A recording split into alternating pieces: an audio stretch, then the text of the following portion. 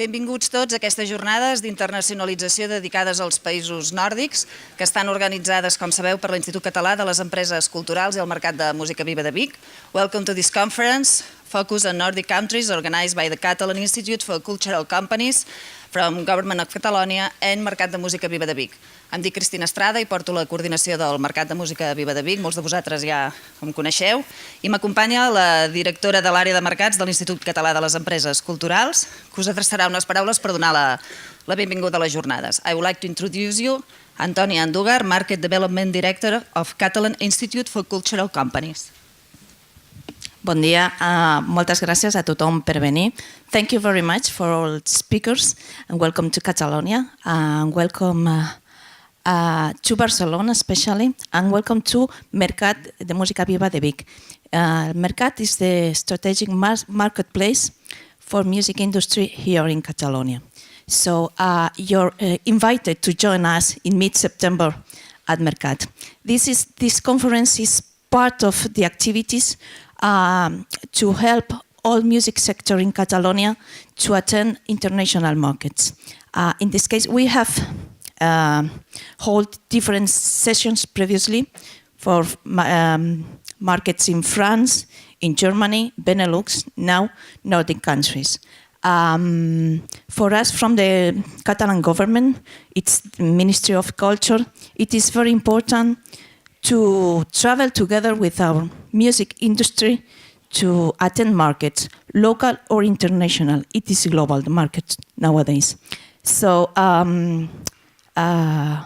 we fund the companies, we hold these sessions, and we have two people of our team acting as facilitators in this conference today.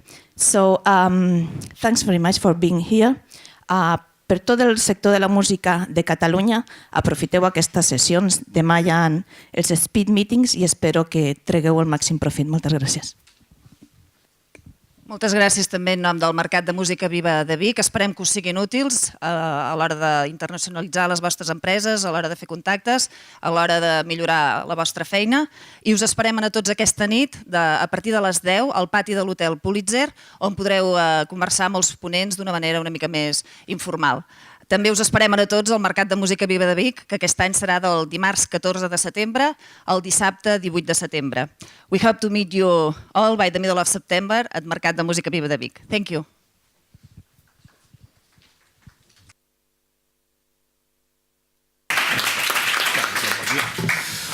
Molt bé, doncs bon dia i bona hora a tothom. Soc Xavier Sesté de l'àrea de mercats de l'ISEC, d'aquí a l'oficina de Barcelona, i correspon moderar aquesta primera taula rodona del programa i per tant passem ja directament a l'anglès, que serà la llengua vehicular de la sessió. Hi, I'm Xavier Sester from the Market Development Department at ACEC, the Catalan Institute for Cultural Companies, and I'm working here from Barcelona office, and I'm in charge of moderating this first panel, and from now on, we will be speaking English with everyone. And this first panel of the conference is about booking agencies, labels, or potential partners in the Nordic countries. And we've been introducing our three panelists here. Join me at this table. It's from my right, Mattias Albinson. He's from Headstomp Productions from Stockholm, from Sweden. It's a management and booking agency that works mostly with artists from Sweden, but also with international acts. If I know, it's an agency founded in 2002, I think. Then we have Cathrine Heen. Correct me if the pronunciation is not good. From Grappa Musikkforlag. This is the most important independent record labels in Norway, also distributor of other labels from other parts of the world, of other countries. So she can give us also a very interesting perspective of the music market in her country. And last but not least, we have Anders Wind for Tsunami Agency from Denmark. It's it's a well-established agency for almost 20 years of experience in the business. Also working with local artists from Denmark, but also with international acts. So he can give us a lot of information and share his experience with us. So, but I have made a very short presentations, but I would like to begin to this conversation for you to explain a little bit about your companies, your work, your experience. So, ladies first. Ladies first. You need to push this button? Yeah, you have to push. Yeah. Like this? Can you hear me? Good. Okay, my name is Cathrine. I work in Grappa Musikkforlag, as he said, and we started up in 1983. So we are the biggest and oldest one of them indie labels left in Norway. I started working there in 2008. And now I work as a label manager. I do A&R and also promotion for the labels. Thank you. For the labels Heilo, which is folk music, Blue Mood, which is blues, and Barneselskapet, which is children's music, and also the main label Grappa. So everything we can't put in the genre labels, we put in the Grappa label. Yeah. Something else? No? Order then, Don Mattias. Yeah. Yes, my name is Mattias and I work at Headstomp Productions in Sweden. As you mentioned, it's a management and booking agency, and we also do some label management. Some of our artists start their own label and we help them run it, find distribution throughout the world and other things. I started 10 years ago and work mainly as a European agent and then mainly with Nordic artists. I also do some promoting in Sweden and Scandinavia for some international artists, but my main focus is European agency stuff right now. And genre-wise, I work mostly with pop rock music, some jazz, electronic. That's sort of my main things. Thank you. Anders? Yes, I am Anders, whatever. I find it difficult to pronounce down here, but yeah. Well, I'm from the Tsunami Agency, and we've been around for almost 20 years, 18 years, I think. Started out as a pure booking agency, then became a booking and management agency, and now we split into two companies, so we have one management company and one booking agency. I've been in the company for just over 6 years and work with primarily domestic acts in Scandinavia, and then we do some international acts in Denmark and very few of them in Norway and Sweden as well. Genre-wise, I work with a lot of music. Good music is what I usually say. So whatever it's jazz or pop or death metal, if I like it and I think I can work it in my territory, then it works for me. So I'm pretty open to everything. I have everything from pop music to death metal. So yeah. So let's begin a little bit. Oh my God. Okay. Let's begin. If you can explain a little bit, you know your markets, you know the music market in your respective countries. You come from 3 different countries. I would like to, if you give us a very short survey of the main characteristics of your respective markets in the music sector, where the strengths, the weaknesses. How do you see this, the Swedish, the Danish, and the market from Norway? How do you can explain, not of course we don't need to go to a very specific detail, but we have a general image of your respective markets. Okay. Should I start? Yeah. Yeah, I can start. Sweden is, well, the biggest country in the Nordic region, about 10 million people living there. And I guess the Nordic countries together have like 25 million, 30 million people maybe. Sweden has gone through a lot of changes in the industry the last years or the last 10 years. Of course, with streaming and CDs dropping a lot and totally disappearing right now. And also on the live side, where I come from, there was a lot of changes, and we used to have a lot of festivals around. And in the last 10 years, a lot of the big ones went bankruptcy, so that sort of changed the arena. And from having a live scene of a lot of independent festivals, we now more see festivals being owned by bigger companies like Scorpio or Live Nation. And so that, of course, affects the festival scene and the programming. Another characteristic I feel for Sweden is the radio. It's pretty much based on the national radio, who has a few channels and plays everything, of course, from jazz, folk to pop, and have genre-wise programs for almost every style of music. The commercial radio plays mostly the big hit songs, and then there is a student radio that sort of does a little bit of underground work, but it's really small. So to break into the radio in Sweden, that's a really difficult task. You have to have either that big hit or maybe specify on different genres to be able to be played.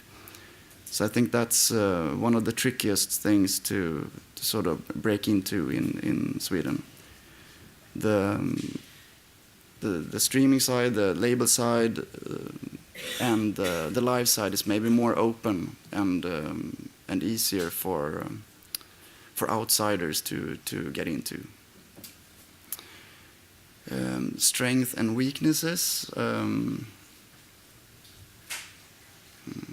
I don't know. It's hard. It's easier to talk maybe about Swedish industry as a strength in an exporting country. I think we have a strong local music scene, and that of course affects the amount of music we import. Like for instance, the radio have a mission from the government to play at least 50% Swedish music, which makes it even more harder to get foreign bands into that. So it's a strength for Sweden to have a strong music scene, but I guess it's a weakness if you want to import stuff. Thank you. I kind of feel like it's not much different from Sweden or Denmark to Norway. For us as a label, of course, the streaming development, and Norway has been in the forefront, of course, as Sweden, Denmark, and Scandinavia in total for the streaming services to grow. And I think now in Norway it's about 80% streaming sales, the total, isn't it? I think around that. But of course it's a positive thing to be in a leading role of this development, but also as a label with those genres that we are releasing is difficult too, because it's hard to earn money. We don't sell physical CDs that much anymore. The arena where we sell physical CDs, it's at concerts. That's where we can have some sale. Yeah, it's getting harder, of course, for Norwegian artists, and also then, of course, if you're a foreign artist too. But yeah, I think it's kind of the same market. Actually, it's not that different, and we are getting better on exports. Sweden has always been on exporting music, but we're getting there too. I don't know about Denmark. Is it the same there? Well, yeah, Denmark is the smallest country of the Nordic ones, and that has some limitations, of course. The good thing for us is that most bands have to travel through Denmark to get to Sweden or Norway. So in a live perspective, that gives us then kind of an advantage, and then not. Because of our limitations, and there's so many shows in Denmark, there just isn't enough venues to do our audience to do all concerts. So we are trying to look at the Nordics as, at least we want to try and see the Nordics as one market. So you don't just go to Denmark, but when you want to move into Scandinavia, you do all 3 or 4 countries. I hope we will get into that later on, maybe, because that's kind of a main issue for me, at least. Both doing the export thing, but also with the import thing. Regarding to export, we're not as big as the Swedes are. They have a great history of exporting music. Denmark has a few. In the later years, it's become more, and we had Aqua, which were huge, and then they were silent for a long time. And then Volbeat and Lucas Graham and stuff like that started to show up, and that's improved the way different markets look at Denmark and want to hear more about our music and our underground. And we can see that with the attendances of Spot Festival that's in Aarhus in Denmark. Label-wise, and we have a lot of small labels that only work domestic and then distribute to other countries. And we have the usual majors, of course, Universal and Sony.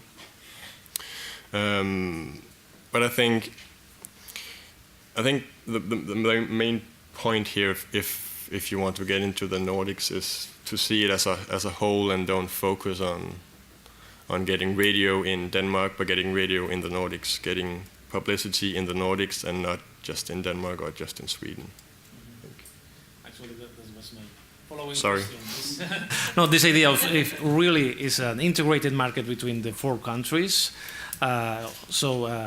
Foreign artists from Catalonia, from other parts of the world, needs only to make a general strategy for all the 4 countries, or the differences are still important and you have to specify more what your requirements, your strategy to each country? Do you think that already this is a global market for the 4 Nordic countries? Can you repeat the last? No, that it's really a global market, a global Nordic market. Yeah. You don't need to work for different strategies or for different policies to reach these markets. Well, of course, the countries are different in the ways they promote stuff and in the way the radio takes stuff in. I think on the rock market, I think Sweden and Finland have a better opportunity to get it out there because they have radio stations that are pure rock. We don't really have that in Denmark, only on the web. So I think it's definitely an advantage to see it as one market. Mm-hmm.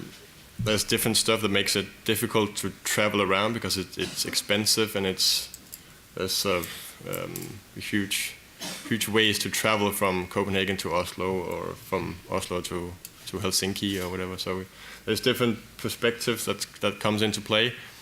But in general, the perspective of seeing it as one market, that's the idea, I think. Mm-hmm. Yeah, and I agree that you have to have that view if you want to start exporting to the Nordics, to see it as one market. But as you say, it's also 4 different countries, and even though you may find, for example, a promotion company in Sweden saying that they can work in all countries, they would be lying, because not one person have all those connections and can do that work. So you need to find your strategy has to be focused on the Nordics, but it has to include people from every country, I think, to be able to make it work properly. And find those local partners who can push your band. Because I've tried with a lot of international bands to work Scandinavia or the Nordics as one territory.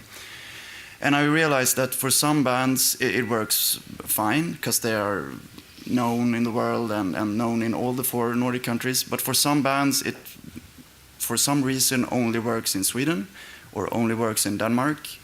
And it's impossible for me to put shows in Norway or whatever. So you can sort of realize that maybe genre-wise or I don't know what the differences are exactly, but something makes it not work all over. So I guess that's where you have to find the best local partner who understands the genre and can push it to the right people.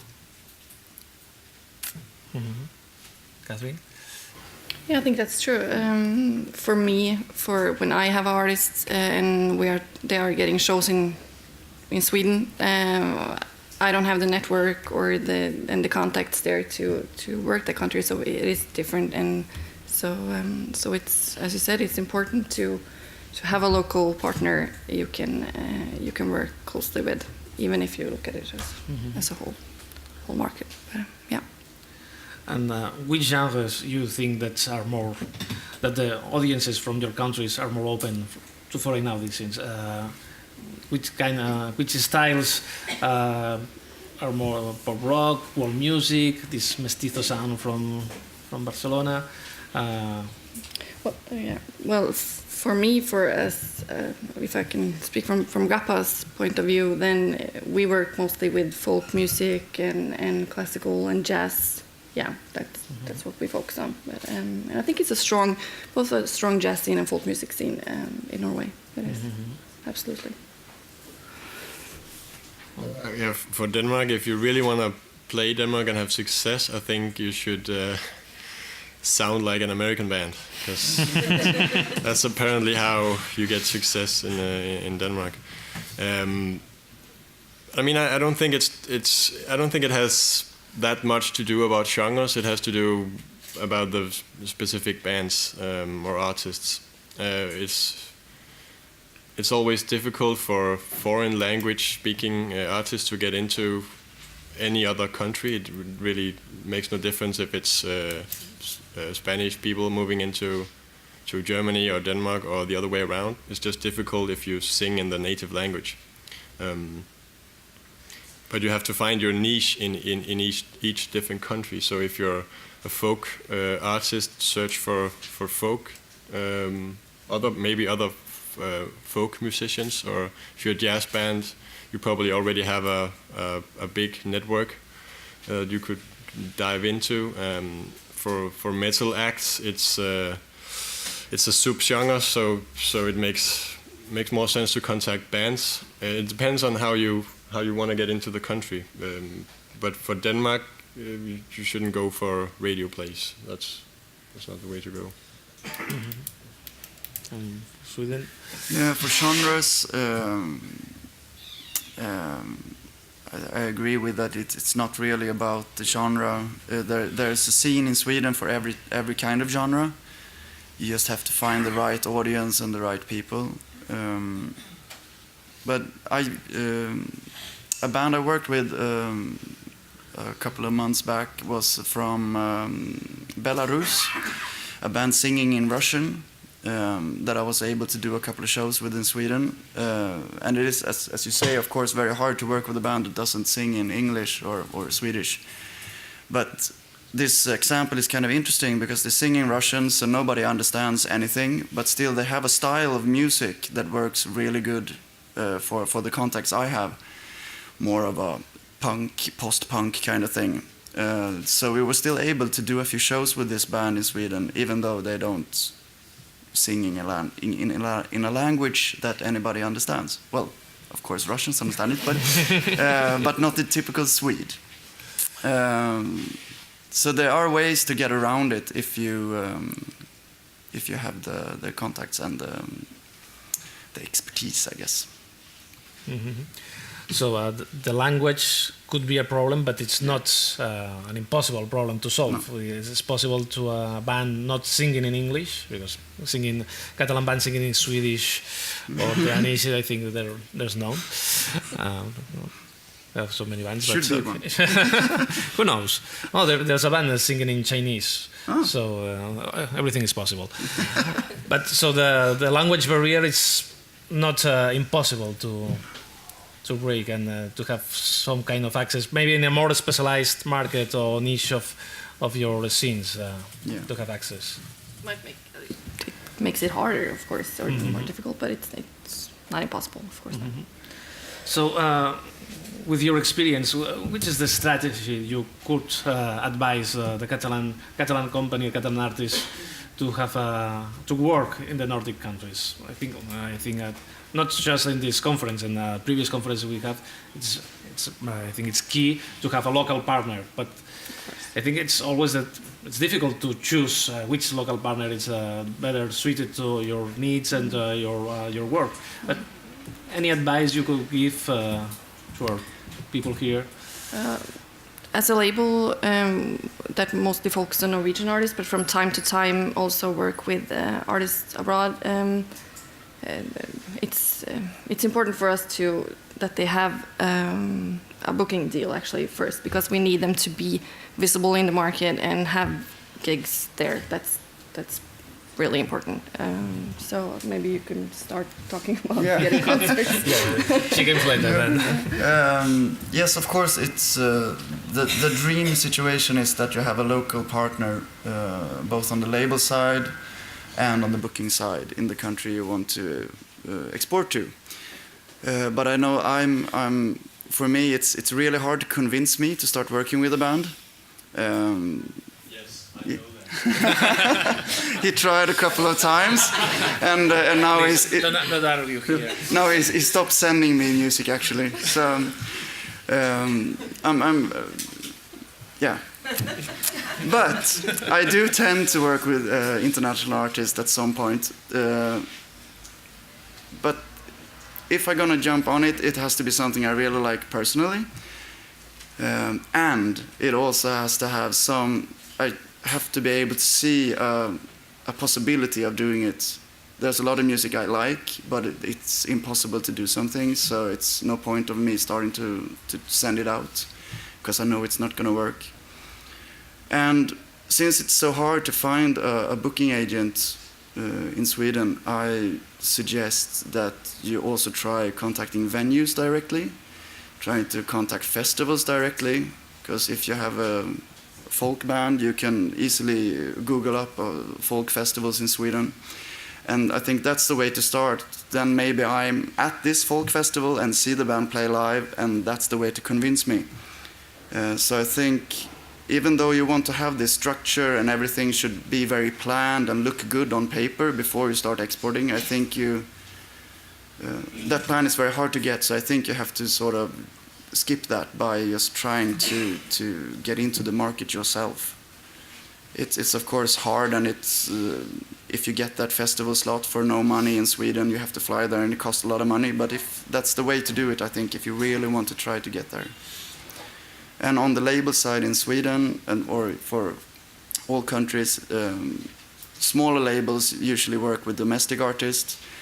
So I feel that a tip can also be to not try and, of course, try and find a label, but if you don't, try and just get the music out on digital platforms and find some promotion partner to work with who can sort of speak for you and tell the story of the band or artist, and build something from that. Because if it's in the papers or it's on the blogs, then people will start noticing it. And that can also be something that convinces me that it's working in my territory, that somebody's writing about it. So that's my tip, to try and sort of avoid the obvious channels. Of course, try them, but it's going to be hard. But then go past them and convince us that it's working. Well, I mostly agree with Mattias on this, especially the part about getting a promotional package or deal definitely works for Denmark. But of course, if you don't have any live shows, then it doesn't really matter to go and spend a lot of money on doing promo in that country.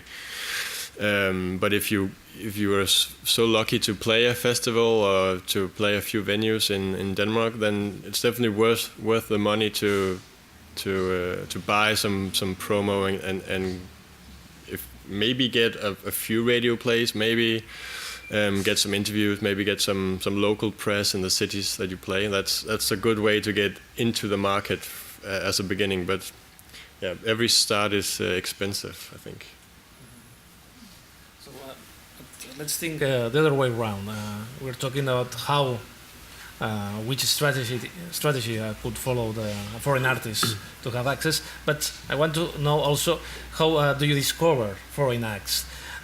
Because okay, there are many festivals in your countries, but there's no professional markets event like I don't know, like WOMEX, like Just Ahead, like all these professional fairs with plenty of showcases that people are playing. So where do you go to discover bands? But professional meetings, I guess that you travel with to a lot of festivals, but professional meetings with showcases and professionals that you may discover, which the events you hear live some band and you think, oh, I like this one, I have to talk with these people.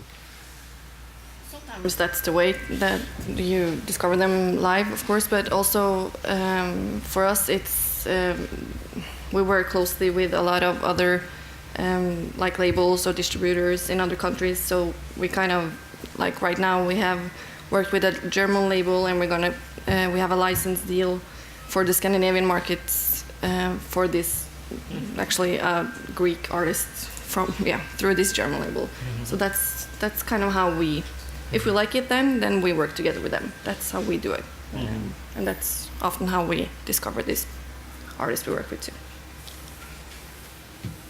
Yeah, being curious is definitely my main ways of discovering new acts. I spend a lot of time just searching the web for different kinds of acts. But going to the Great Escape or Reeperbahn or Eurosonic or whatever events definitely helps. We have a few in each country, or well, one in each country. So if you have the chance to go to Spot Festival or Bylarm or Where's the Music in Sweden, then that's a good way to meet the professionals of that country, setting up a lot of meetings, and if you're lucky, getting a band to play there, of course, be the best way. Yeah, for me it's the same. Searching the web and attending conferences and festivals and just stumble onto music.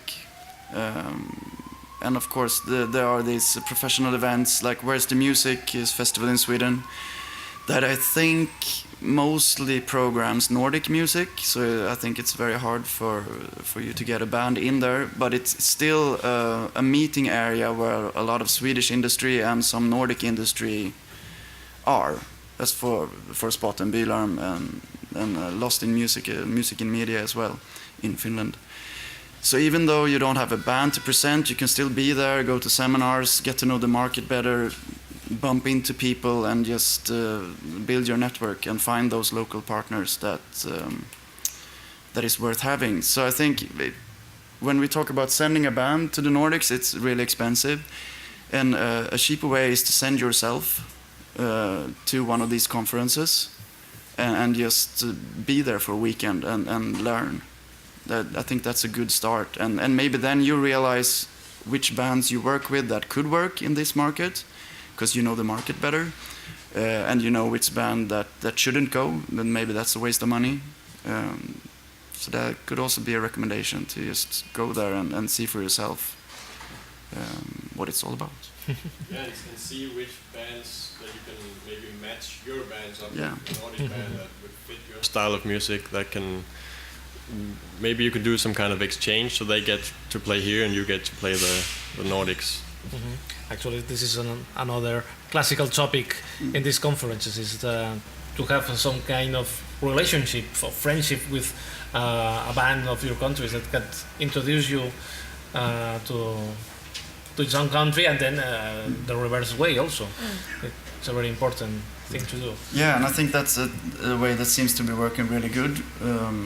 But then you have to have it on an artist-to-artist level, because I always get a lot of requests for people to exchange bands with me. And of course it's a great idea, but it's really hard if you want to export your own band that I work with, a Swedish band, to 20 different countries, and then I got 20 other bands to book in Sweden all of a sudden and make exchanges with, and that's just too much. So I think you need to be more on artist-to-artist level there and just find somebody that works musically and do something more of on a do-it-yourself basis. And from your experience working with foreign artists, which are the mistakes that a foreign artist should avoid when trying to work in your markets? It's a tough one. Well, I might have one. One could be, well, in my experience, that if you have a band touring the whole of Europe and you sell good amount of tickets in the UK and Germany, and then you expect to sell equal amount of tickets in Scandinavia, that's a big mistake that people do. That they sell 1,000 tickets in London and then they want the same fee to that amount of tickets, and maybe you just sell 100 tickets in Stockholm. So just some people think that Scandinavia is a bigger market than it actually is. So that's a mistake I've experienced. So that's what we mean to have too big expectations. That's the biggest mistake. Well, I think just try and adapt to the market you're trying to export to. Yeah. So of course you should get that fee from London because you sell that amount of tickets, but you have to be lower to be able to make it happen. Yeah. No, I agree. Yes, but I think that's connected with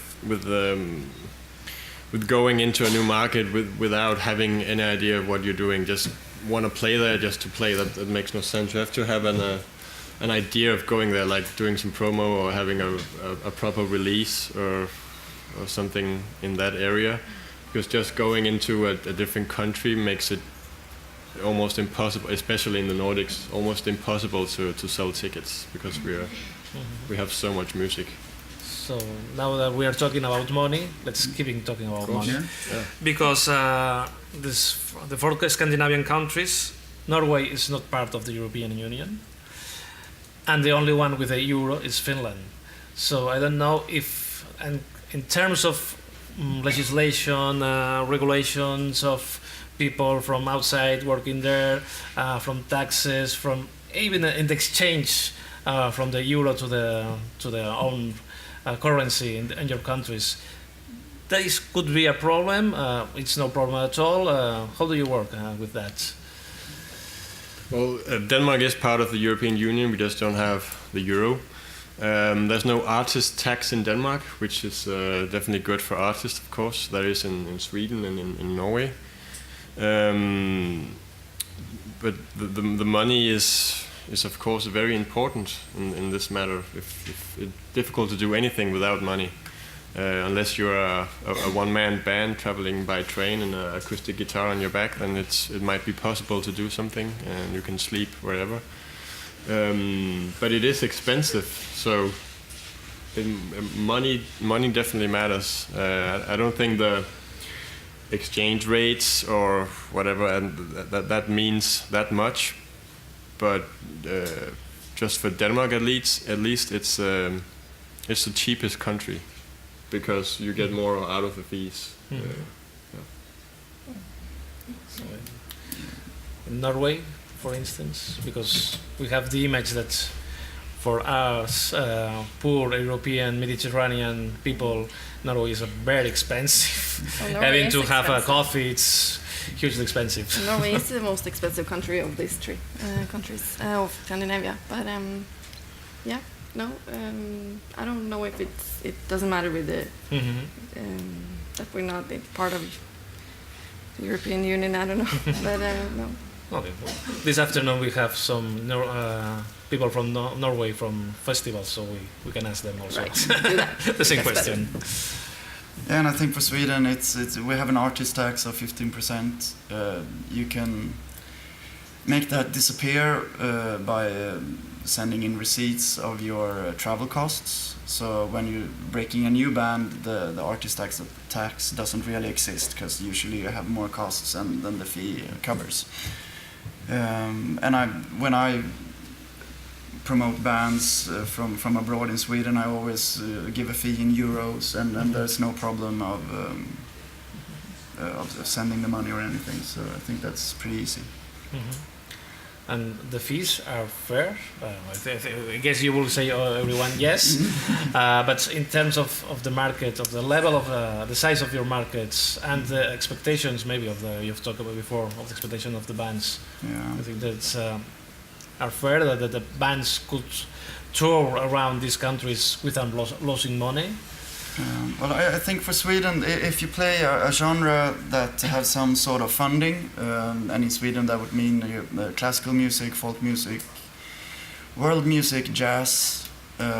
If you're a pop rock band, then it's harder. Then you have to live off only what amount of tickets you sell, because there are no funding for pop music.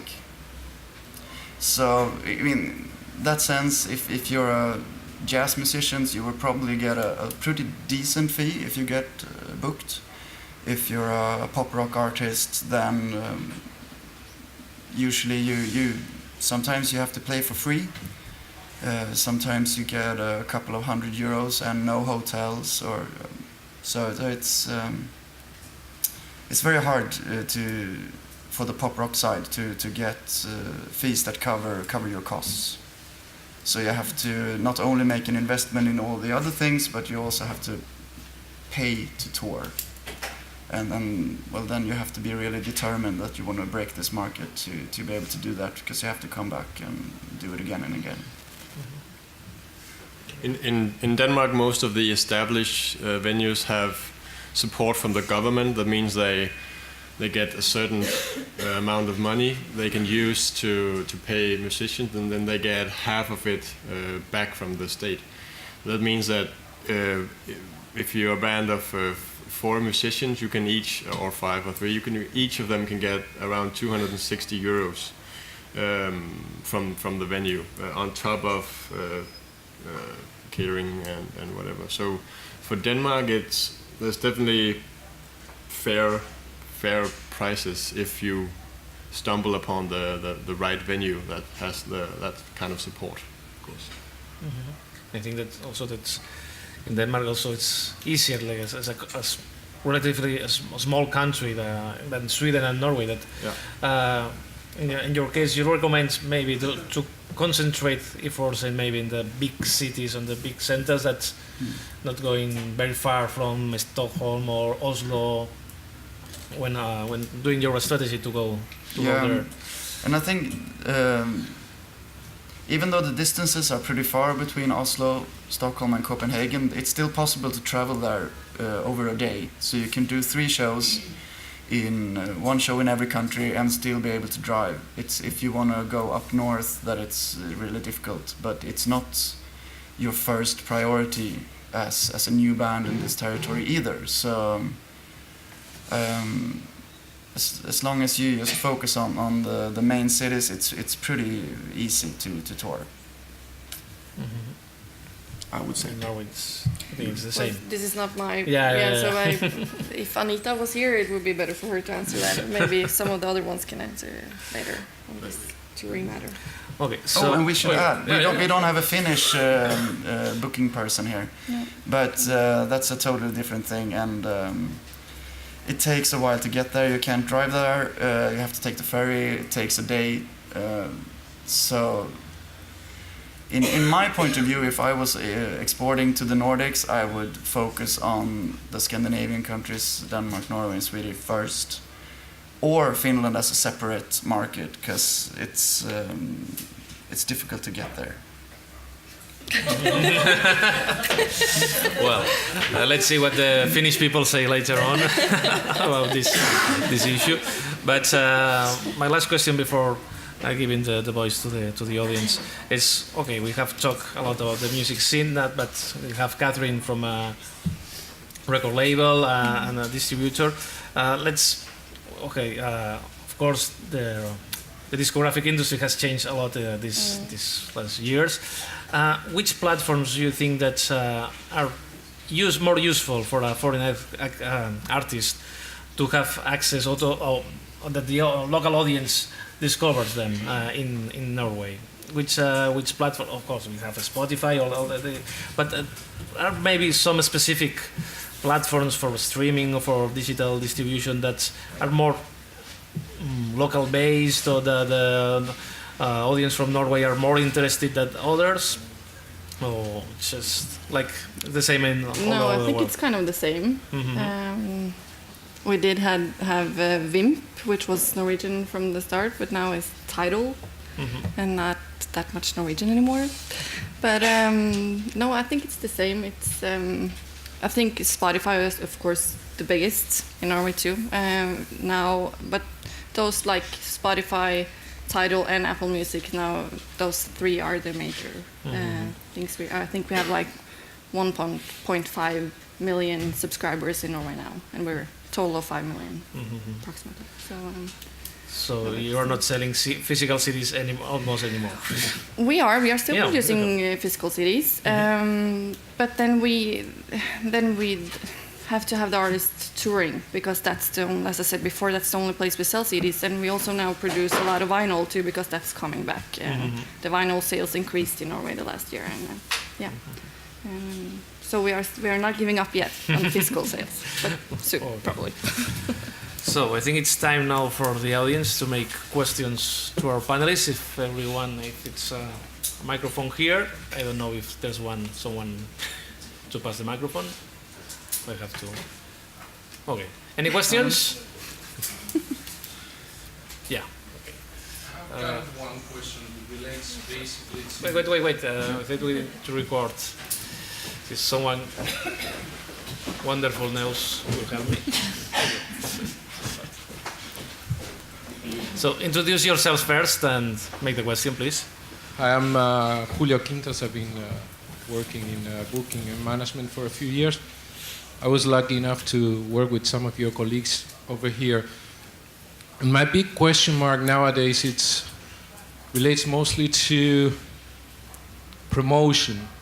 Luckily, the countries you're working with are pretty friendly in terms of booking, different than probably Germany or France, which you normally need more of a booking agency there. My main question relates to what would you say are the right means to introduce a band in the media? Because you can get the shows. As you said, shows tend to be expensive. So you can plan, it's impossible for you to plan a development based on touring.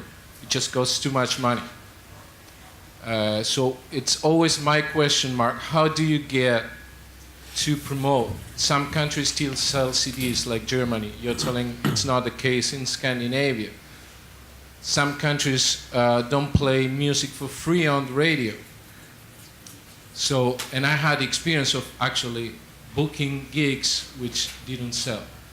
So that's a drag for the artist, and it's a drag for the promoter, and it's a word that's pressed around that artist is not selling. Again, my question mark is, how would you suggest are the right ways to get an artist to be known? Or it's possible to get to radios, it's possible to get to media without actually paying. It's PR the only solution that you can find to actually establish the artist there?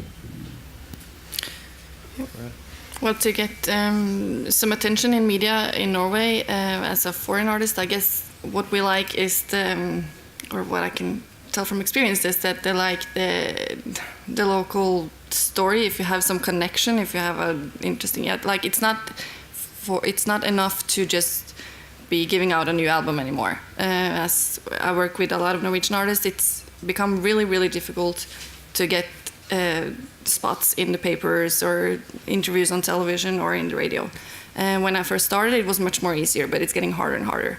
So, and I guess it's even harder if you're not from Norway, right?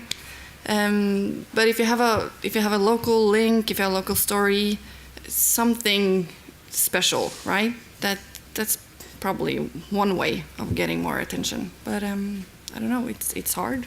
Yeah, definitely having a visual side to the release or to the tour or whatever you're gonna do. That's that can be a huge thing. I think Facebook is pretty important as well, because you can do direct posts that's straight on to Copenhagen or Aarhus or Oslo or whatever city you're playing in. So I think that's sadly becoming more and more important.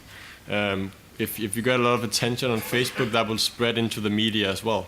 But of course you can't count on that. So it's difficult. Getting into the radio in Denmark, at least, is pretty much impossible unless you have a label that's pushing it into a domestic label that's pushing it into the radio, or if you pay a promotion guy a lot of money to pitch these kind of singles or songs into the radio. But yeah, having the local side of it, having a visual side, and then maybe combining that with Facebook, I think that's the cheapest way to do it. And I want to add that Swedish media looks a lot to the UK and the US, what's happening there. So you can put money on trying to get the UK media to write about you, and maybe that can spill over and maybe be easier than to go directly to the Swedish media. Yeah, having a UK media doing an exclusive on your single, that can mean a lot for the picking up of each country.